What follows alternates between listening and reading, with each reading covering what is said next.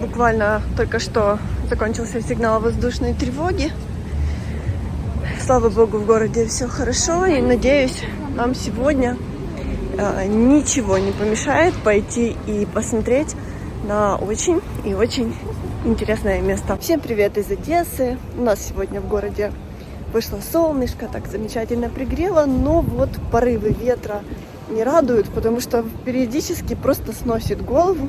Хотелось бы снять шапку, чтобы видео хорошо выглядеть, но, увы, можно снова простыть, поэтому делать этого не буду.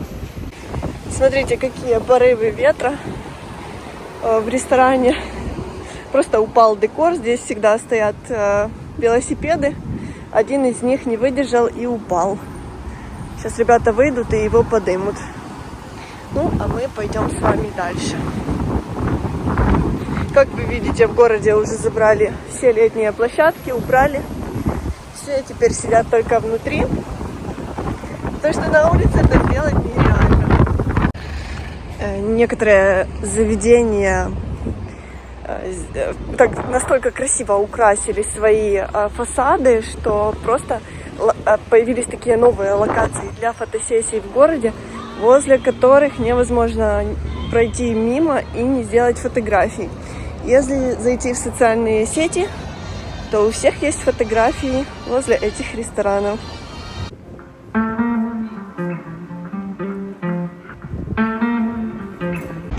Иду и в витрине увидела просто какой красивый чемодан. Я редко вижу, что чемоданы, я редко попадаю, чтобы чемоданы настолько нравились. И, конечно, даже страшно и жалко подумать о том, как в аэропортах его могут швырять на общую кучу с чемоданами. Мне так стало интересно, я сейчас зайду и спрошу, какую же он цену. Я узнала цену этого чемодана, он необычный, это авиационный алюминий, и маленький меньше стоит 72 тысячи, а большой 78. Ну, выглядит просто потрясающе.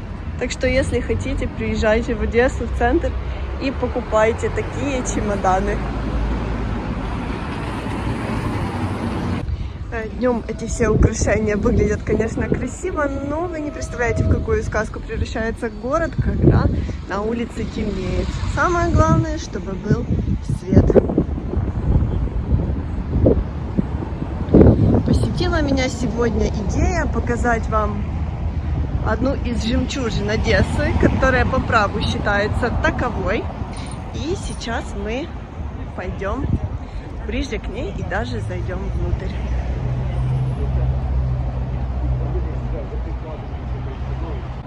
Так, во дворике Бернардацци мы с вами уже были. Теперь я хочу попасть в филармонию.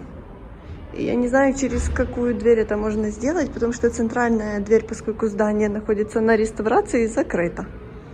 Ой, посмотрите, как здесь красиво плавают облака.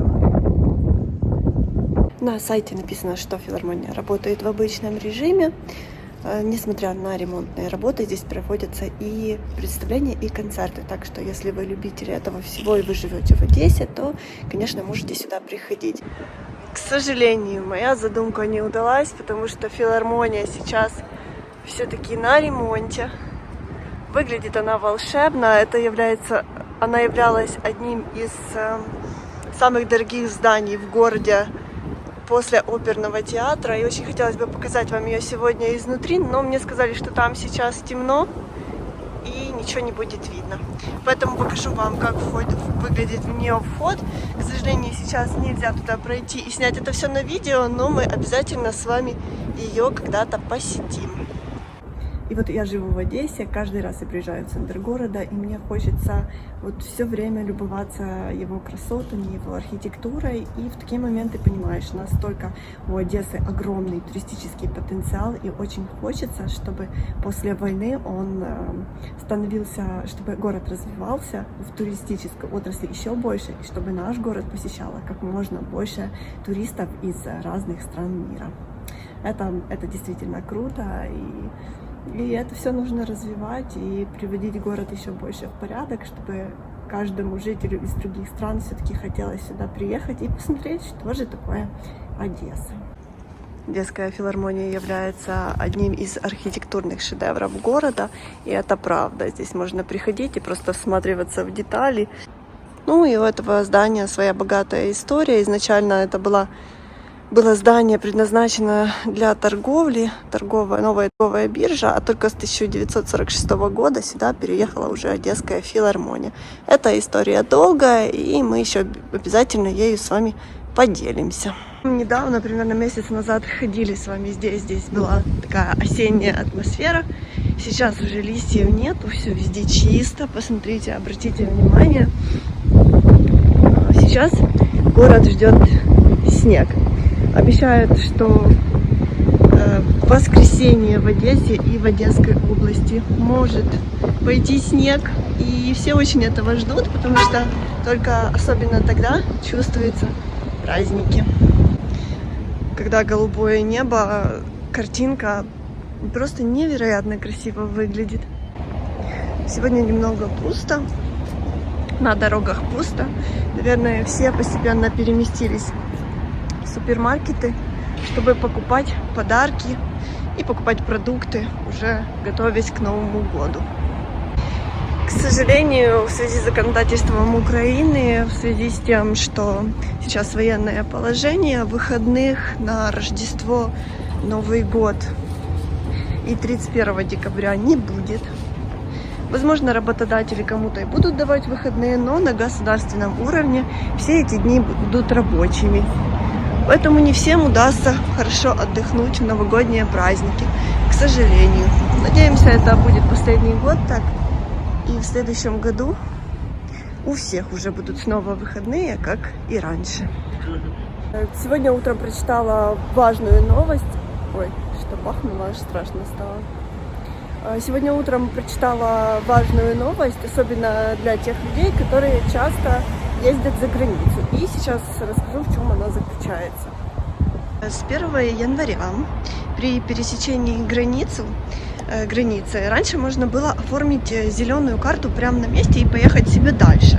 Но сейчас ее нужно заблаговременно оформлять. Поэтому, если вы оформите зеленую карту в тот же день, что будете выезжать за границу, вы можете не выехать. Поэтому это важно. И вам нужно перечитать более детальные правила, как это будет происходить и за сколько дней ее нужно будет покупать. Так идешь, смотришь на прекрасное здание и кажется, что все хорошо. Но потом поворачиваешь голову, смотришь на вот эти окна, которые забиты фанерой, и понимаешь, что война не закончилась, и она все время рядом. Посмотрите, сейчас очень сильный ветер, и обратила внимание, как быстро бегут облака. Не знаю, зафиксирует ли это камера, но выглядит круто.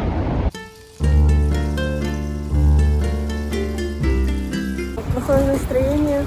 Только недавно была воздушная тревога, да, приезжаешь в центр, проходишь возле вот этой всей красоты, чувствуешь, что ты где-то как будто в Европе перед Рождеством. Такие красивые шары, такие красивые игрушки, и все. Забываешь о всем негативе, который вокруг происходит. Вот для этого и придуманы праздники, для того, чтобы такие маленькие чудеса витали на улицах города. Сегодня обычный будний день, и вы знаете, обратила внимание на то, что в городе стало пусто. Не знаю, возможно, так попало, но вот приехала в центр, и на дорогах улиц достаточно мало автомобилей и гуляет мало людей. Сейчас такой период времени, что обеденный перерыв, и в это время должно быть больше людей на улицах, но тем не менее их нет. Не знаю, с чем это связано. Возможно, некоторые выезжают сейчас, женщины с детьми, за границу отпраздновать праздники. Сейчас в Одессе очень много переселенцев с других регионов Украины. Возможно, они уезжают в другие города Украины к своим родственникам. А может, причина кроется в чем-то другом. Но факт остается фактом. Непривычно, чтобы в будний день было так тихо в центре города. А ты какой хотел? Видно, что вино в этом заведении пьют часто, судя по количеству бутылок, которые здесь есть. Наконец-то в последнее время ситуация с электроэнергией наладилась, и можно идти спокойно по улицам города, и эти ужасные генераторы не гудят, и можно спокойно наслаждаться прогулкой без лишнего шума. Сейчас везде убирают все улицы, деревья сбрасывают последние листья, и все везде перед праздниками наводят чистоту и красоту, чтобы Одесса была еще прекраснее, чем обычно. Так, ветер все усиливается и усиливается. Уже вечер и становится все холоднее. Поэтому нужно ехать домой, чтобы не замерзнуть и снова не заболеть.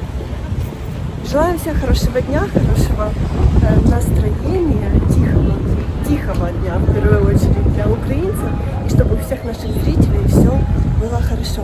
Пока-пока. И до встречи в следующем видео.